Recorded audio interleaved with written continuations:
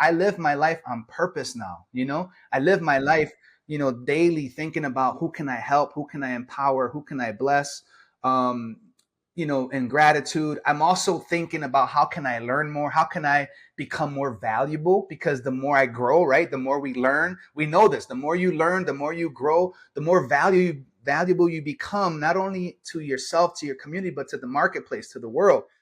There's a lot of politics involved in religion, and especially in the US, there's a lot of interconnectedness between culture and tradition and politics and religion. And so at times you get to see, at least for me, I witnessed and saw that it wasn't necessarily about God, but really upholding, maybe certain people, to be more privileged, or to have the upper hand on others. And I thought, what the heck is this? What is going on? If you want to be effective and influential today, you have to learn how to navigate the diversity of people, of gender, of intersectionality. If not, you're just an antiquated person, leader who, you're going to look and you're going to see no one's following you. Hello, everyone. This is Pam, de Café con Pam, the bilingual podcast that features Latine and people of the global majority who break barriers, change lives, and make this world a better place. Welcome to episode 367 of Café con Pam. Today, we have a conversation with Dr. Peter Rios. Dr. Peter is a renowned bilingual speaker, organizational consultant, and leadership coach with over 20 years of leadership development experience across multiple industries. Peter has consulted at institutions such as Harvard University, the Lilly Endowment, and the Department of Veteran Affairs. He's been a lecturer at Penn State, Colorado State, and the Pacific School of Religion at Berkeley.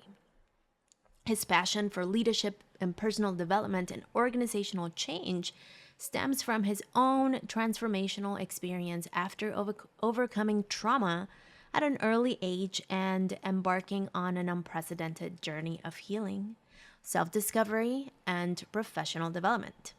Peter is on a mission, along with his spouse, Dr. Ruby Gonzalez Rios, to build and develop people so they can maximize their potential and live healthy and fulfilled lives. Bueno, listeners, this conversation with Dr. Peter was really cool because we got to explore truly his life and how he grew up and how he chose to not become a statistic. And so I'm not going to delay this any further. Here's my conversation with Dr. Peter Rios. Well, Dr. Peter, welcome to Café con Pam. Gracias, Pam. So excited to be with you and all those who are joining us today. How are you? I am well. Thank you for asking. I'm excited to have you and explore and dive deep into your story. So the first question that we always ask is, what is your heritage? Boricua. I'm Puerto Rican. All the way grew up in New York. My grandmother Lourdes raised me. She migrated from Puerto Rico when she was like 14 years old to New York. So I grew up in New York, but Puerto Rican, and proud of it, and proud of being Latinx and representing toda nuestra gente. Así que, Why did you grow up with your grandma? yeah, my mom and dad just weren't, able to be around, and so my grandmother raised me, which, when I was younger, it was hard, right? Because what kid doesn't want their mom and dad around? And obviously I talked to them, but just because of either work or different things, and then I just ended up being so close to my grandma, I didn't want to move with them. And so that kind of worked out like that. My grandmother raised me and my two younger primo hermanos, my two younger cousins. So in the Bronx, and then we ended up going upstate New York, out a small town called Dunkirk, outside of Buffalo. So Okay. yeah. So it was just you, only And my child, two younger cousins, yeah. and your two younger cousins. And so parents were around. It was just grandma who took care of you. Yeah, periodically, and Okay. so I did grow up with this, like a level of feeling abandoned, or like a neglect, like they're not around maybe because I'm bad or I did something wrong, or and eventually, I did have to like go through a healing process. I speak about this often about, like having trauma. We carry that in the body, we carry that in the mind and the spirit, and I had to go through some therapy and just, kind of, forgiving and letting go, and I talk to, my parents now. We have decent relationships, but and they're both, obviously remarried and stuff. But yeah, it's just the process of life. You know what I'm saying? Hmm. How does young Peter realize that there were stories that were created? Because something that happens that I think a lot of people don't realize is that the experiences that we receive, like in your case, your parents weren't around for whatever reason, but then your own young body created a story around it.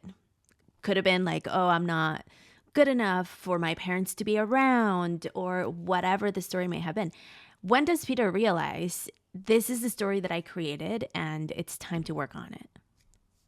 That's good. I mean, I don't know. I don't think if it was just like one time, it's like a process of discovery, of new revelations, of you inquiring, why your family makeup is a little bit different from maybe those around you or those that you've seen. So, for example, I grew up in, like I said, upstate New York. It's freezing, right? And I'm a little kid walking to school in snowstorms, and I see Mm-hmm. some other kids, not all, but other kids with two parents or parents dropping them off in these nice cars. I'm like, something's different here. I'm like, why am Yeah. I, why do I got to walk and, growing up in the projects, right? And public housing in New York, and like, wondering, um, why these things are. And so, I think you start learning. And then for me, I was always curious. I was always very curious. And so I just started to like ask questions and, probe, my grandmother and those in my family. And then I, eventually obviously speak it. I did eventually move with my mom, when I was like, I think 10 or 11.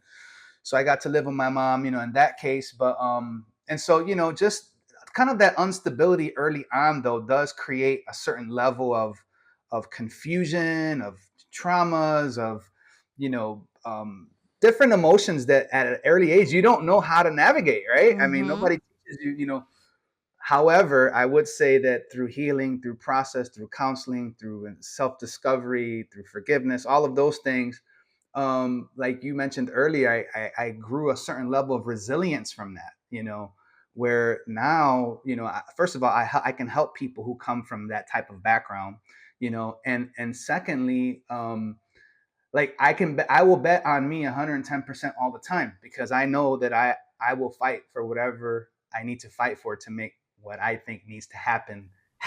If that makes sense, Yes. So, I don't, obviously, it would have been probably better for me, especially for younger Peter, if things were different. However, I thank God for it, because it has made me the person I am today.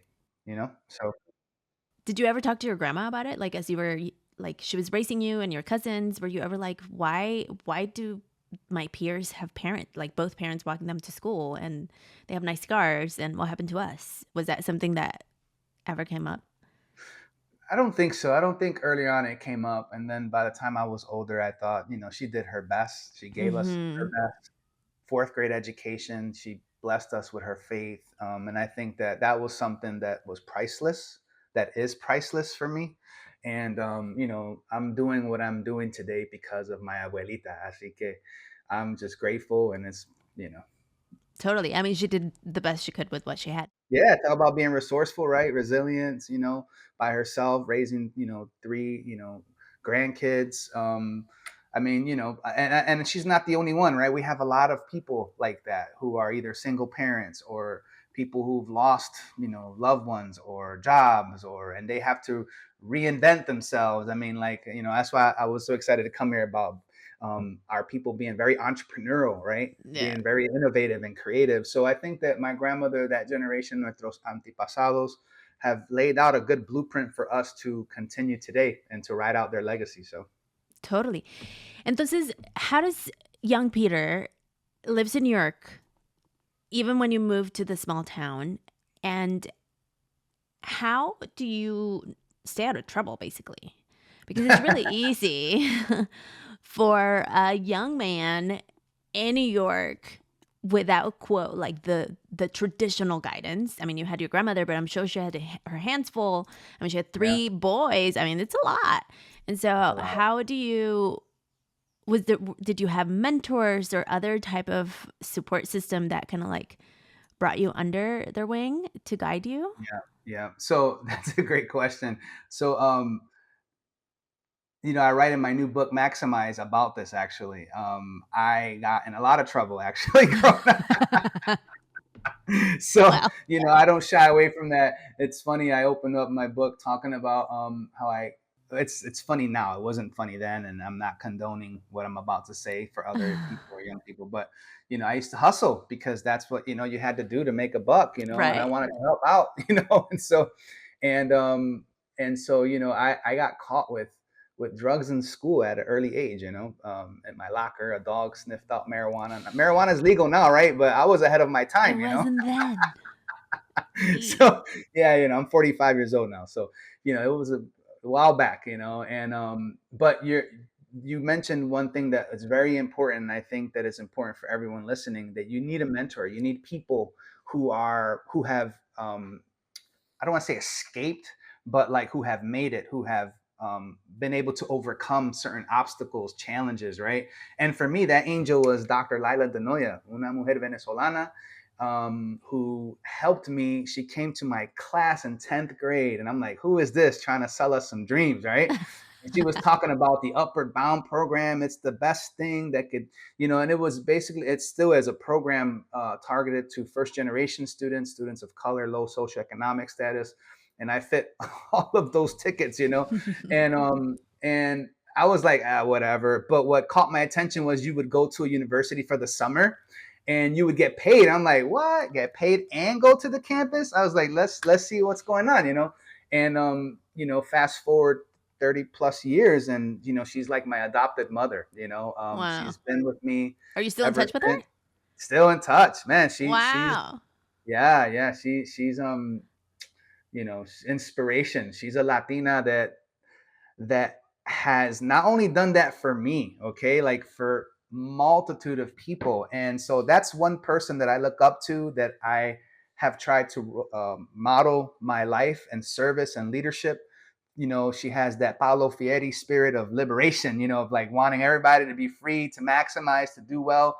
And I caught that from her. And hasn't been easy, like she got me when I was a troubled youth, and much dysfunction and confusion. And it's easier to mentor people when they're like all fixed up, clean, have all this potential. But she saw a diamond in the rough, and I thank God for that, because again, I wouldn't be here if it wasn't for people like her. So if you're out there and you have a troubled young person or someone who you think has potential, hey, sow into them, empower them, because it could be, you could be developing a future powerful leader, that we need. So Totally. yeah, I mean, this is why this podcast exists because I think we need to see ourselves reflected in people doing awesome things. So I'm yeah, glad she found you and she saw that potential in you.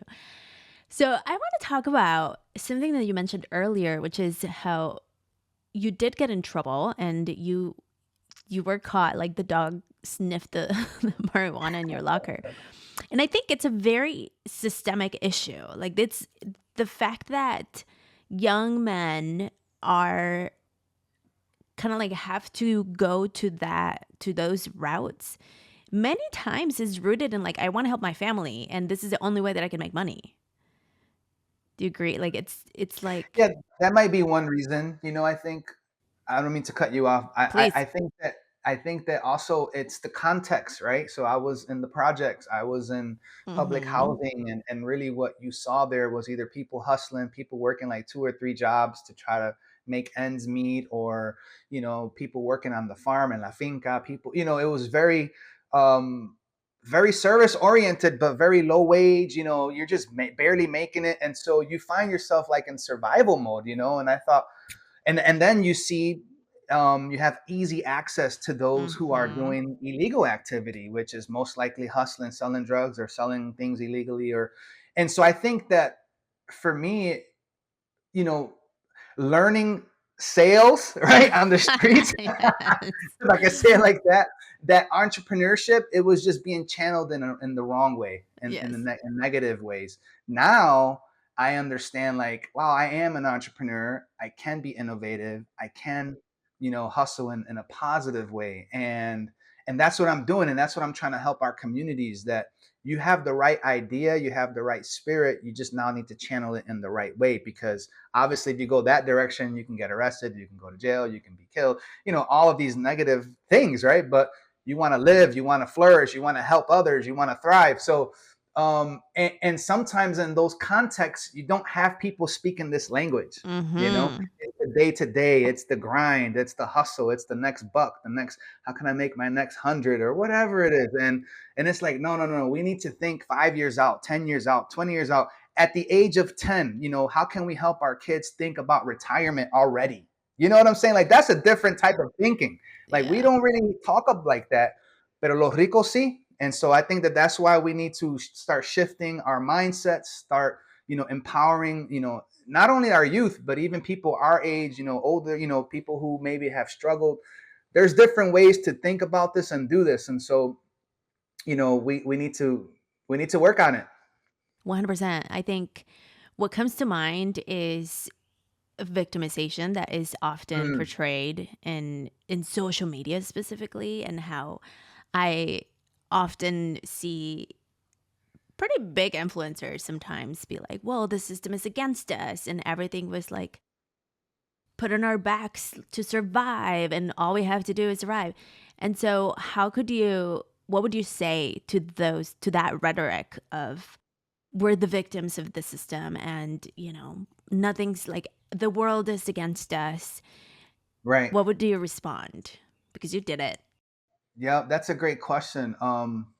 So I don't have like a yes or no, black or white binary type answer. Like, I think it's both and. I think that we cannot like, we can't deny we have some systemic issues, right? We have some inequities in society that need and continuously are being addressed. And that's part of my work in terms of equity and, inclusive leadership, all those things.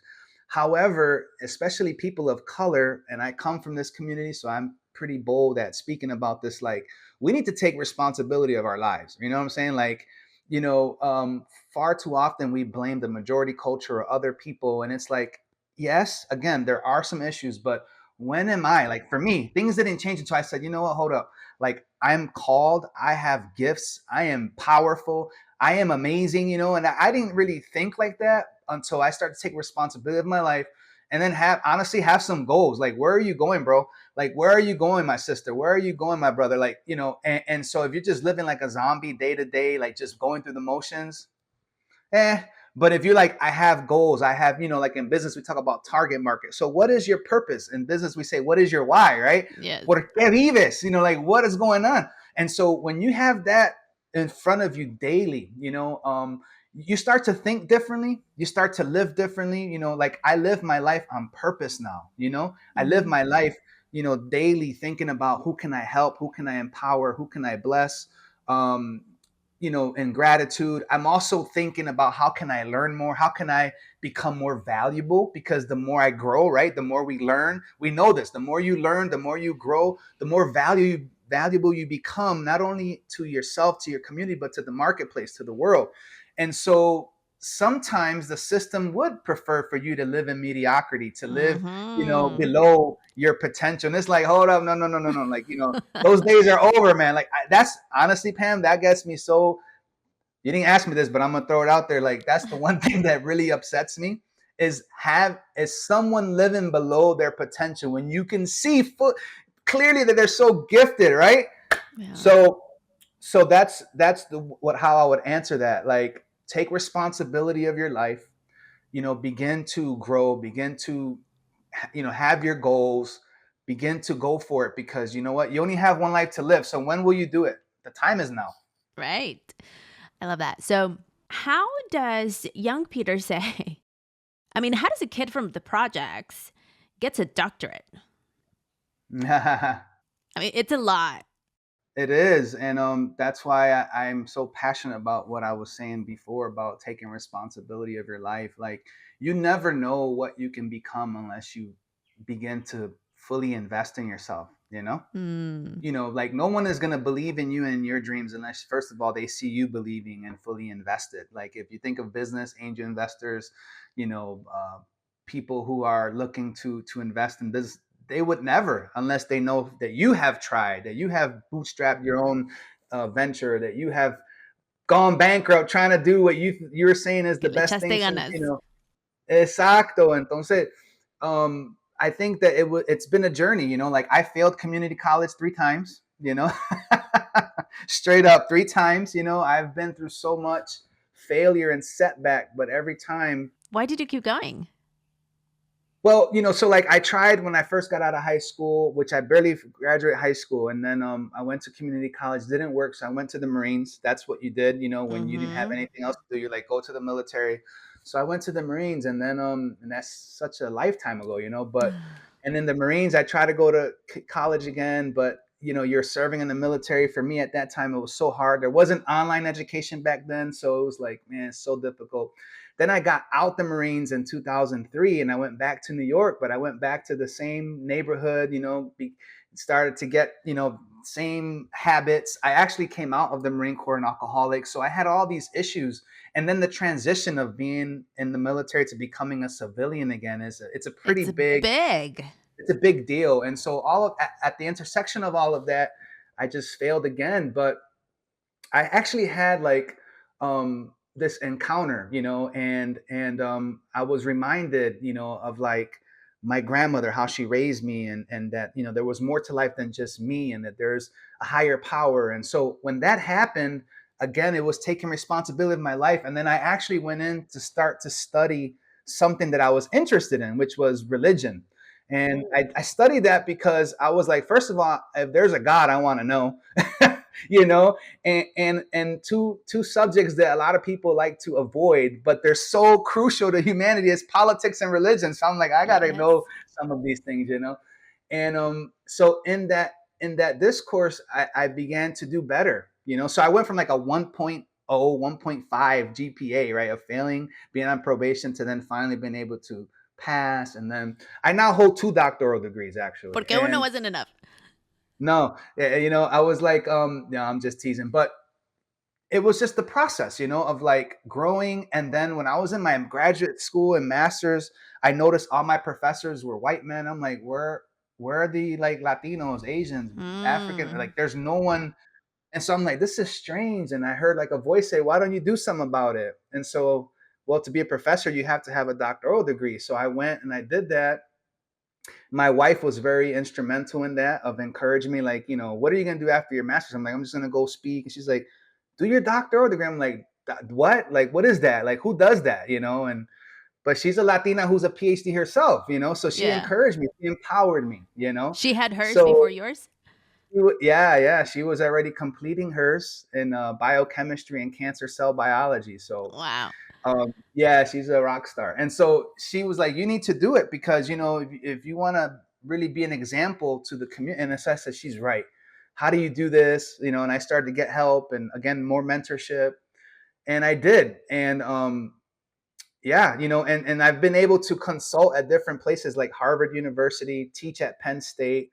But who would have ever thought somebody from the projects, failed community college several times, has been through like the ringer, and now has a certain level of success. I don't say it like, oh, look at me. I just say it because I need people. I want people to hear like, contra. If he can do it, I can do it. You know what I'm saying? Like, Mm-hmm. and there's hope. Hay esperanza. But you really need to go after it and be serious about it. So Totally. that was a So, long answer. no, I like long answers. So, you talk about your grandmother and her faith and how you were like, okay, I'm curious about religion. But then you went into it and you really experienced religion from the inside of Yeah. academia. What happened? That's a great question. You even wrote a book about it. Yeah, I wrote Untold Stories, the Latinx leadership experience in higher ed. I'm a person of faith, like I mentioned, because of my grandmother Lourdes. She raised me, and she always said, believe in God and believe in yourself. And even when others don't believe, you have to believe in yourself. Mm-hmm. And that has stayed with me. But really, her religion or her ways of God, of thinking of God and stuff, really were not my own. I would go to church or faith meetings because I had to. Right, my grandma's like, let's go. I'm like, okay. Mm-hmm. Amos. But I came a time when I was like, I didn't want anything to do, not with God, but I guess with organized religion. Right, like I Uh-huh. was like, I don't want anything to do with Which is organized religion. typical. Yeah. But then in 2006, like I said, I had this encounter. I was in a rehab center. I was in a rehab center, Pam, and I was just like suicidal. I was like Wow. hurt. I was lost. And there, God, if you can believe this, visited me, encountered me, and I just felt like, what am I doing here? Like, and that was the turning point for me, of like, okay, I really need to get my stuff together. I really need to live out my purpose, and I have a mission here on earth. Mm. And so that was like the turning point, and I began to study. I went to, I mean, I've studied, theology, religion, religious studies from the bachelor's to the PhD level. So it's not like, I was really serious about like, I want to know more. And in that journey, I began to serve in religious affiliated institutions. And there's a lot of good in those institutions. I need to say that, and there's a lot of good people. However, I did also meet the other side of like, well, people are human, people are people. People will And people. and also, there's a lot of politics involved in religion, and especially in the U.S. There's a lot of interconnectedness Mm-hmm. between culture and tradition and politics and religion. And so at times you get to see, at least for me, I witnessed and saw that it wasn't necessarily about God, but really upholding, maybe certain people, to have to be more privileged, or to have the upper hand on others. And I thought, what the heck is this? What is going on? And I was a vice president of a couple of these universities, and sometimes feeling like a token, like, having to speak for all Latinos. I'm like, I'm only one Latino. I can't speak for the whole Latina, Mm. Latinx, Hispanic community. You know what I'm saying? Yep. Like, that doesn't work like that. Or really seeing how we were being marginalized and minoritized for at the expense of others. So um I just, I wanted to make a difference in that. So you were in there. What got you to be like, okay, we're done? And you wrote this book. What was that tipping point? Honestly, it was seeing, so for me, faith or like belief in God is that, God is love, I believe. And whatever, however you think of God, of faith, I believe that it has to be based on love. I mean, what else is there, right? And it has to be based on equity, and it has to be based on liberation, and it has to be based on, you know, the notion that every human being is created in the image and likeness of God, right? Who I'm a Jesus follower, but I know that can be triggering for some people, or even stigmatized or politicized. But I'm talking about the Jewish carpenter who came, who wanted to help people, Yeah. like, Yeah. that's what I'm talking about. And so when I started to see like, it's not really about that. It's either maybe about money or it's about power. I love what Miguel de la Torre talks about, the three P's: unearned power, privilege, and profit. And Mm. since the days of the Atlantic slave trade, since the days of colonization, into the modern day of even in business, and I'm an entrepreneur, so I'm fully aware of that. Like, how sometimes, making a profit can be at the expense of enslaving others. And I thought, this is Yes. not cool, man. Like, I thought we were in the business of developing leaders for the flourishing of humanity, for organizational thriving. And so that's where it became sticky for me. And then at times where faith is being used to actually rationalize Mm. the oppression or the subjugation of certain people, I was like, I'm not cool with that. And to be honest, It wasn't like a light switch, if that makes sense, like on and off. It was like a light dimmer, right? Oof. Of like, oh my goodness, like this is what's going on. And you know what? I was supporting that for a while because I didn't see it. I wasn't woke enough, if I can use that terminology, I call it woke in the spirit. Like I wasn't woke in the spirit. Dang. But it was a growth for me, and I think that was the divine saying, wake up. You have to be a part of the justice side, of the liberation side, and not the oppression side. So yeah, there's a lot of work to do, and I'm glad that I'm able to serve in that capacity, and today be having these conversations with people like you. That's awesome. That's very deep. Thank you for sharing. So let's take a quick coffee break. Un cafecito break. Sabrosura que. So, Dr. Peter, do you drink coffee? I do, but right now I have agua, so Sí, porque ya es un poco tarde for you, no? 11:55. Yeah. So, how do you drink your coffee? I drink it. First of all, I love coffee. I usually buy coffee in whole beans so that I can grind it. Okay. Yeah, like I'm serious about coffee. I don't know, it's the colo, like like the old sock, the old Sí, sí. fashioned sock. Wow. Yeah, I use Old that. I use school. Yeah, because I feel like the flavor is so much potent, so much powerful. Um, I'm lactose intolerant, so I have to get I on my ideal coffee would be lactose free organic milk. Okay. But you can't have that all the time.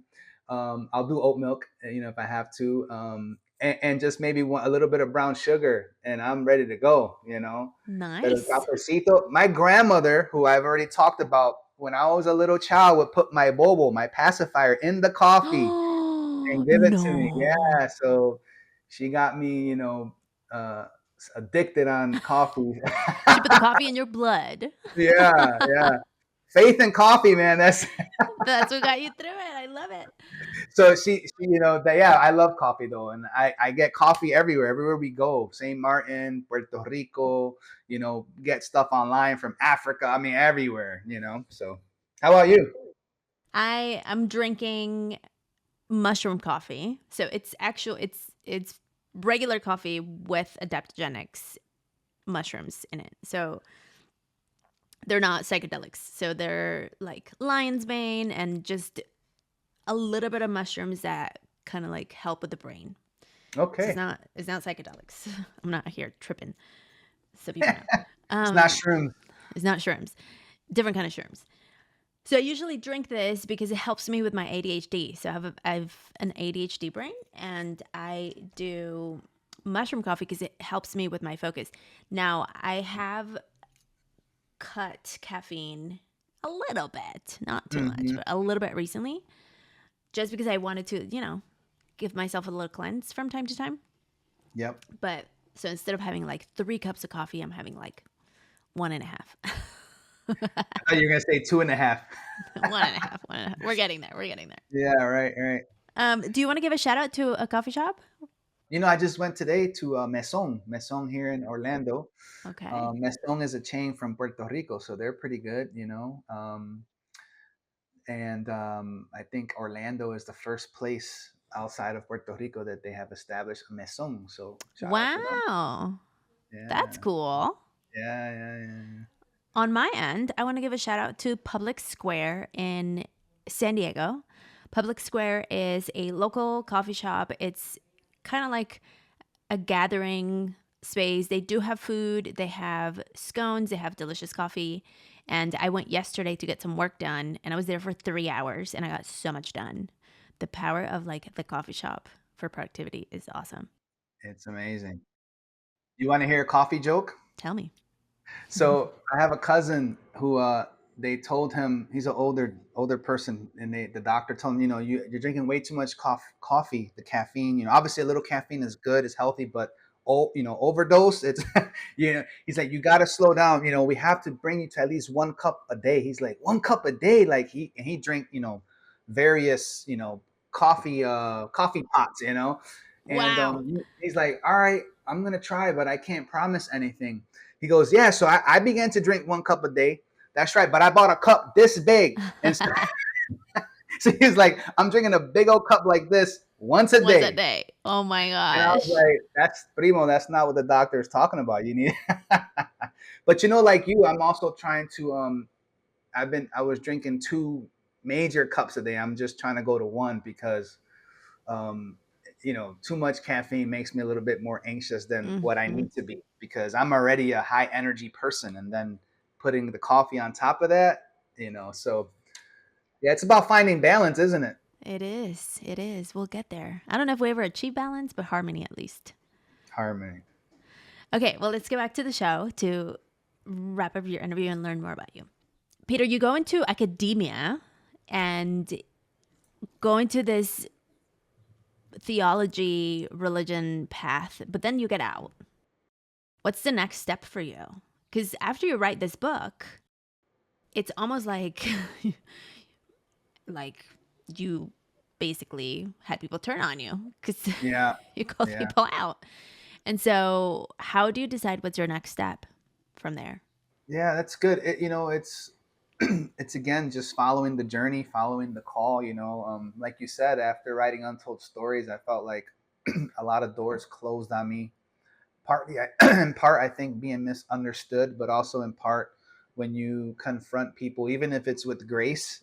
A lot of people and organizations don't want to be confronted, but I think it was the right thing to do.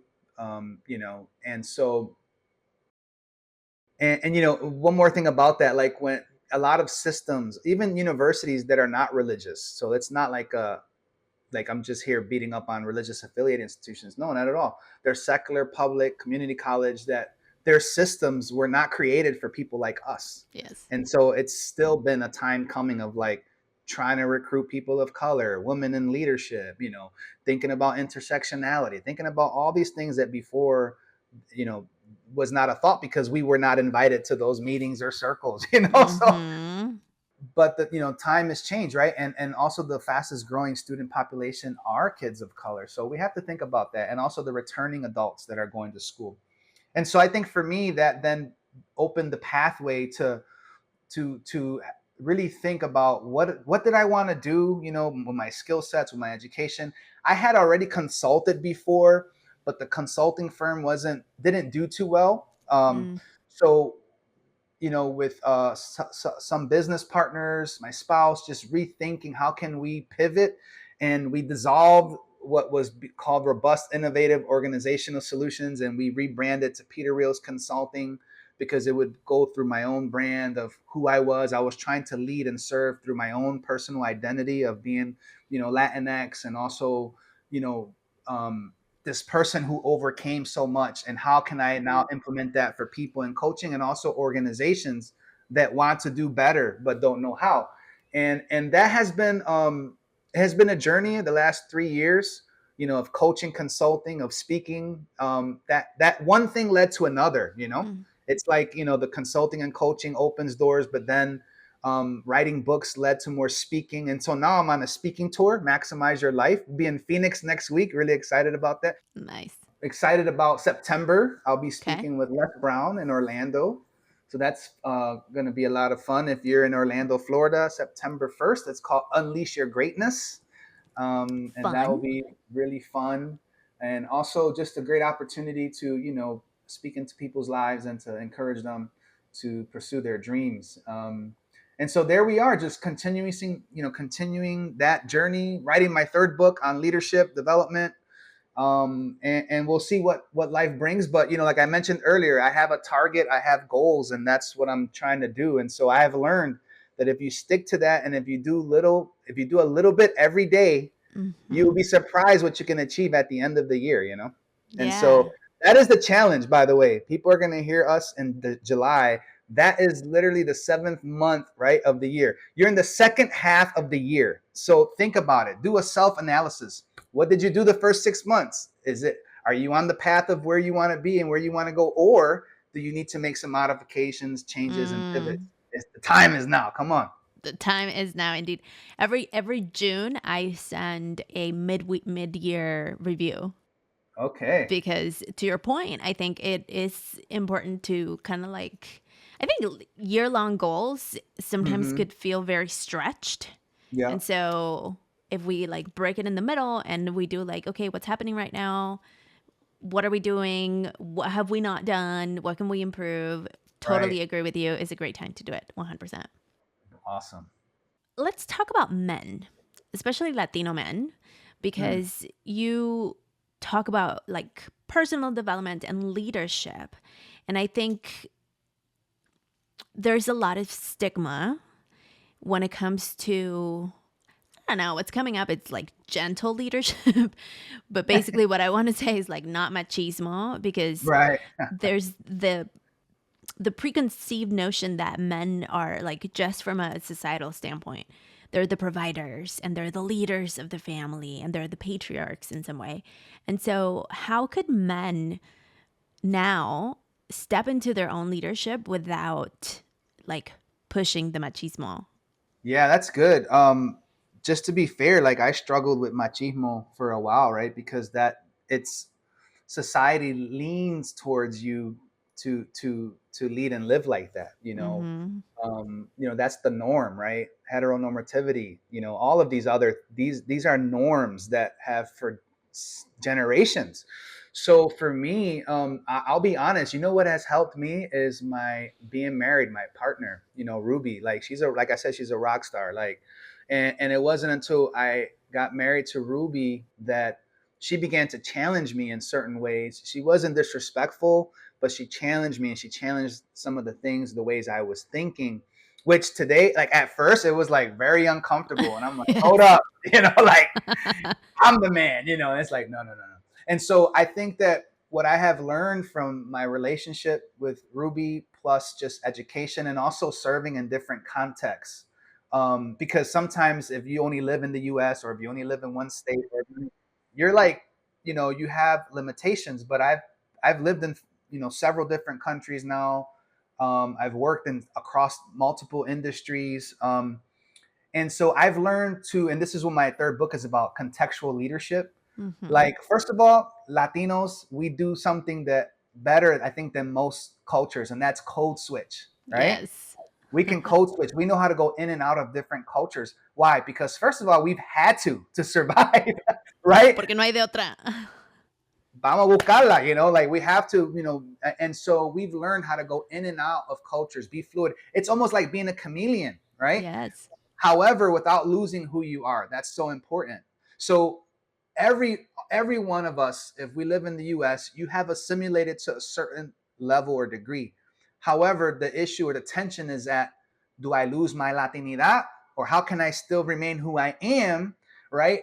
And still be effective and influential. And I think that's the sweet spot. So that's one, learn how to code switch. Number two is that a lot of these machismo or these antiquated models of leadership really aren't serving anyone, Mm-hmm. because again, we have the growth of people of color. We are more multicultural, multi-ethnic than ever. We have the growth of women in leadership, see more CEOs than ever. So you have to, if you want to be effective and influential today, you have to learn how to navigate the diversity of people, of gender, of intersectionality. If not, Mm-hmm. you're just an antiquated person, leader who, you're going to look and you're going to see no one's following you, right? Right. So, and I think that also, why are you in leadership? For me, again, it goes to the core of, I I understand that the world is the way the world is, and if I want to make a difference, I have to serve. And so I believe in the power of service, of intentional service. I write about that in Maximize, like being intentional about service, and if I can finish with this, like in this section about Martin Luther King Jr. Once I heard, and it's a powerful message. You listen to it. It's called the drum major instinct, right? Martin Okay. Luther King Jr. once spoke on that, and he was saying how there was two disciples of Jesus, and they asked him, "We want to be on your right side and your left side when you go to your kingdom." And Jesus was like, that's not for me to do or give. That's not the main point of the story. The main point of the story was that Martin Luther King was saying these two guys wanted to be positioned, and so their Mm. intention of being in leadership was not correct. And then he compares that to the drum major. The drum major is a person in a marching band who's up front, right, leading the Yes. band and gives direction. And he says, the drum major instinct, we all have it. We all want to be first. Who doesn't want to belong? Come on, Pam. Right. Like everybody wants to belong. I want to be included. However, be included for the right reasons. Be first. He says, don't lose that instinct of wanting to be first, but be first in love, be first to serve, be first to Ooh. empower others. And I'm like, wow. And that's so powerful. And then Martin Luther King finishes by saying, when I leave this earth, I don't want people to know me as, oh, this guy who won the Nobel Peace Prize, or who has a PhD from Boston University, or who has all these awards for, this and that. He says, I want to be known because I helped humanity to become better. And Yes. so for me, I have adopted that DNA of leadership of how can I help humanity become better? And I know that in order to do that, I have to become better. I Mm. have to learn. I have to get deeper into what really matters. And from that place and space, I think you can create a more healthy, well-being, spiritual, emotional, physical well-being, and you can serve from a better place. And I think the world accepts that. Doesn't matter where you're from. Who doesn't want to be empowered? Who doesn't want to be brought in? And so keep that drum major instinct. Be first, but be first to love, to serve, to empower. Ooh, that's so good.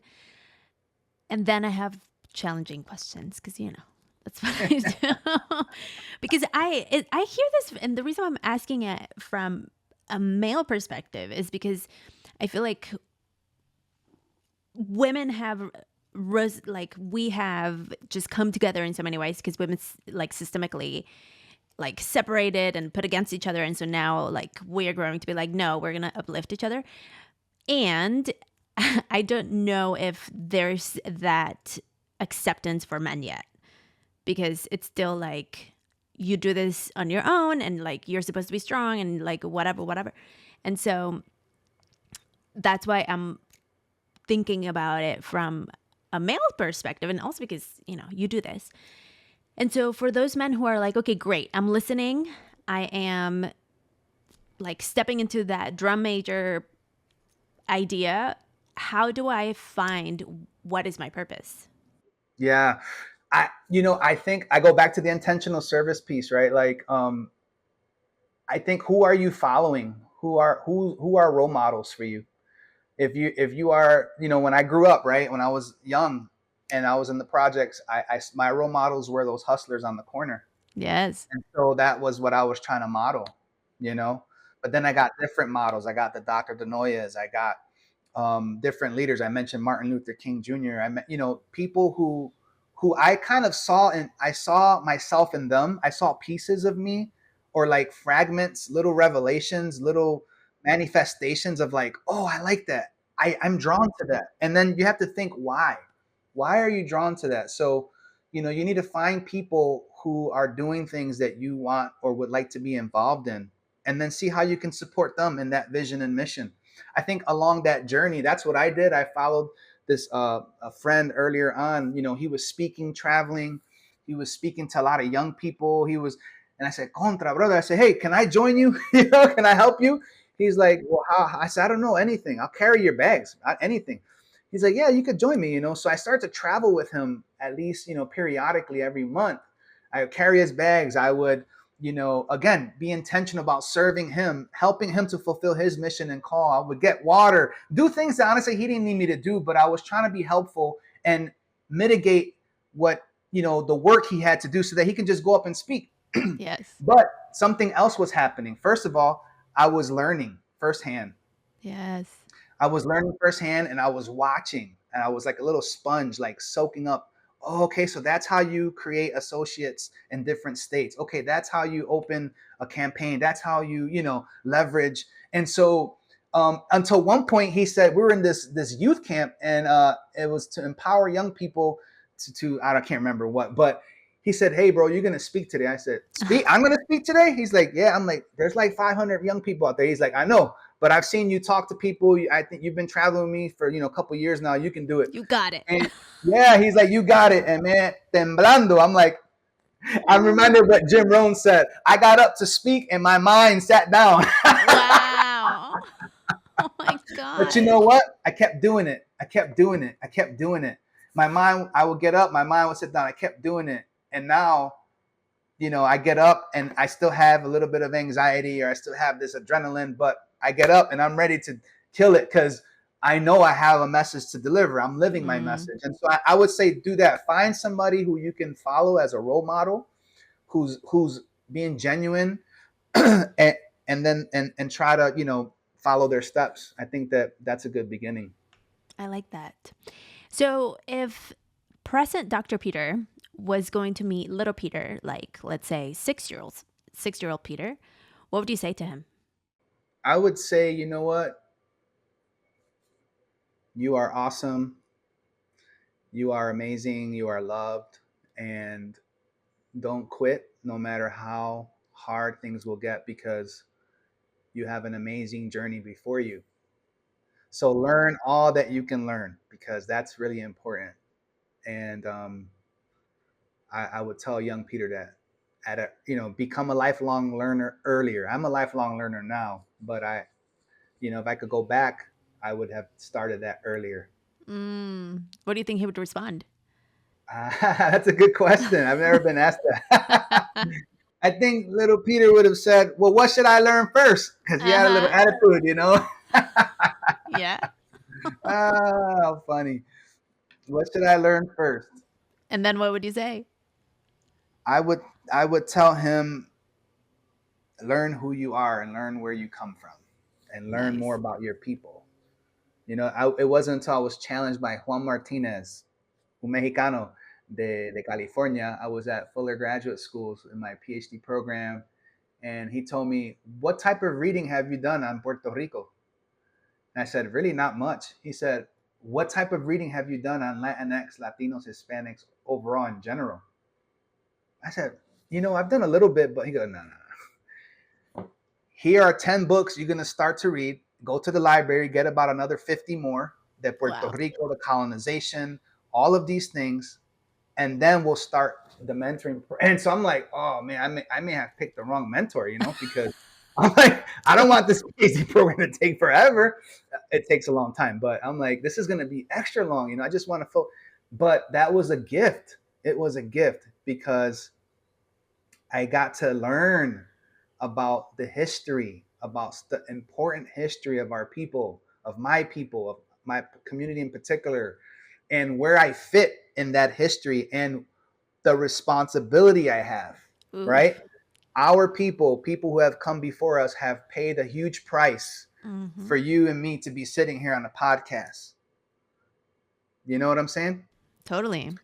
Like our people, have paid, there was a time when we couldn't vote, we couldn't go to school, we couldn't do any of those things. And you're going to sit here and complain about things? No, no, no, no. And that goes back to the beginning, right? Of taking responsibility. And so Juan Martinez helped me in that area. I will never forget that.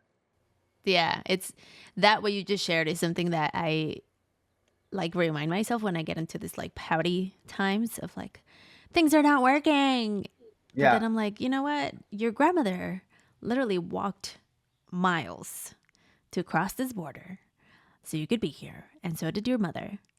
So what are you doing trying to quit? Do it for them. So totally. that's I'm with great. you. Okay. So sadly, we're coming to an end. We're running out of time. So tell us all the places and spaces where we can find you. When is your new book coming out? Where can we find your other books? Share all the links. Nice. Well, first of all, thank you, Pam, for having me. It's been such an amazing time with you, and I wish you all the best. Thank you for what you're doing. Thank you. Continue to make a huge difference, and continue to lead. Everyone can, you can follow me at Dr. Peter Rios. So that's Dr. Peter Rios. You can visit me at my website, peterriosconsulting.com. And all my books are on Amazon. So go to Amazon. You can find my newest book, Maximize 12 Keys to Unlocking Your Greatest Potential. Está en español también, así que en bilingüe. Nice. Maximiza 12 llaves para liberar tu mayor potencial. So it's available in both languages. You may not need it. You may be doing well. That's cool. Your family, your colleagues, your neighbor who's Yes. getting you on your nerve, bless them with the book. They may change. So those are all the ways that you can contact me and see what we're up to. And my newer book probably in 2025. Okay. 2025. So yeah, there's not a date yet, but you know. Awesome. Well, we'll drop all the links in the show notes so people can, you don't have to write them down frantically or like try to remember them if you're writing. Everything will be in the show notes. And so let's do some final questions. Mm, Do you have a remedio that you want to share with us? I think prayer. I go back to that, like, and for me, prayer, daily prayer, reflection, meditation, even journaling has been so um, vital for me to keep to be sane. Actually, Yeah, I agree. I concur. because my mind can go a gazillion ways, and like you said earlier about um, having ADHD. I think that I struggle with something similar in terms of focus. So that Mm, meditation, that prayer, that really helps me to focus. So I would say if you've never tried that, please start. I love that. Do you have a quote or mantra that you live by in this moment, this chapter of your life? Yes, I want to share. Nothing grows in the comfort zone.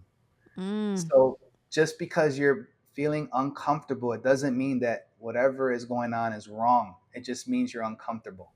And if yes. you want to grow, you will never grow in comodidad, right? You never grow in comfort. It's always going to be uncomfortable.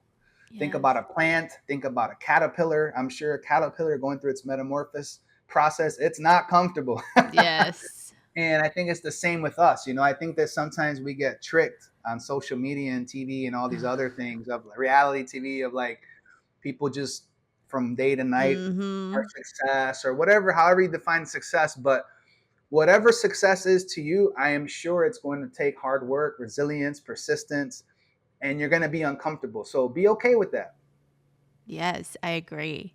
It reminds me of my brother recently, he broke his Achilles tendon. Ooh, And so he's been going through rehab. And so one of the quotes that we came across for muscles was the only way to grow a muscle is through, ay, no me va a salir bien, pero I'm going to butcher it.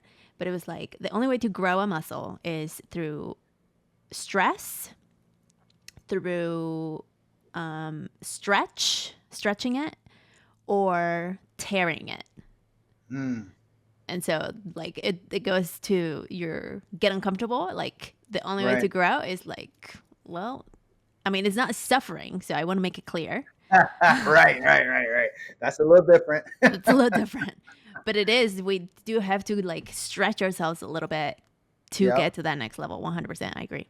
Yep. Yep. And do you have a productivity tip, trick, or tool that you want to share with us? Oh, you know what? Yes. So it's funny, obviously I just wrote maximize. And so that's about becoming your best version, right? That's about going all in. But I would actually say you need to minimize, like, Mm. and what I mean by that is like learn to say no.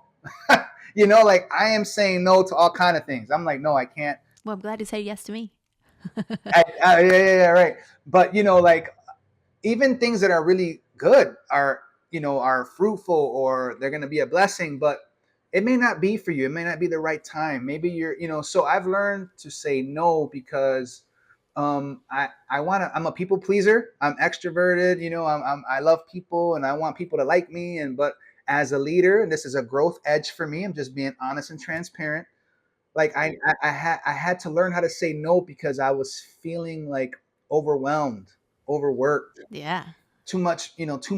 And actually those things, even though they were good, they were taking me away from my why, from Mm. what I'm supposed to be doing. So I'm really working hard at saying yes to what I'm supposed to be doing and saying no to what I'm not supposed to be doing. I know it sounds very simple, but when you have relationships and you want to help people and right, you're like, Yes. yes, okay, count on me. Yes, I'll do it. And it's like, no, no, no, no. Like my friend, and here, let me help you. Practical, a practical way to say no. First of all, you don't have to answer to the people if they ask you right away. Tell them, let me think about it. So that gives you some breathing room. And number two, when you do respond, if you know for sure, that you're not supposed to, or you just have a doubt, I would say don't do it. Thank them. Hey, thank you for the opportunity, but at this time I won't be able to do it. If you have somebody you can recommend, right? Mm-hmm. Recommend somebody so that way you feel that you contributed. But at the end of the day, we need to take care of our mental, physical, spiritual well-being. And being overwhelmed and overworked is not going to help. So I say no, and I also take a day off every week, like a Sabbath, like un día de descanso, que no hago nada. Agreed, 100%. And so, on that note, the very last question is, how are you taking a restorative pause today? A restorative pulse. Pause. Una Pause. pausa.